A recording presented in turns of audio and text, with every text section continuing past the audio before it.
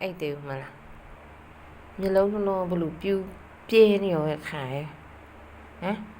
ဘယ်ချိန်အိမ်မှာတော့ပြောမနေ့မိုးလင်း4 နာရီထိုးနေပြီသားပြီးတော့သားနေ့ကကြိုင်မမန်းစားမနေ့ကြိုင်စားပြီးသားအိပ်ပြီမေကအိမ်မရမေကအလုပ်လုပ်ရပြီဟမ်တဘောပေါက်လားမေပြောတာတဘောပေါက်လားသားကမအိပ်ဘူးမေကညအိပ်လို့မရဘူးသားကညမအိပ်တော့အိုးနေချိန်လို့အပြင်ထွက်ဖို့ဟမ်အဲ့လိုငုတ်တုတ်ကြီးဘာလုပ်နေရဟမ်မေကိုပြောရနားထောင်ဒီမှာသားမေကိုကြည့်အေးတွေ့လားအဲ့လိုပြောရင်အဲ့လိုလုပ်တာအမြင်ကတ်ဒီမှာကြည့်လို့ပြောနေဟေးကျန်ကျန်ဂူးမဆိုင်တာလားဘာလို့ပြော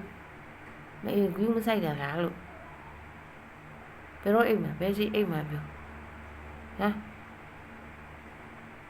ဘယ်လိုသွားဖို့လို့ဟမ်မတချင်လို့အဲ့တကားထိုင်ကြည့်နေငုတ်တော့ဟမ်ဘယ်သွားလို့သွားမှမသိဘယ်စော်နဲ့ချိန်တာ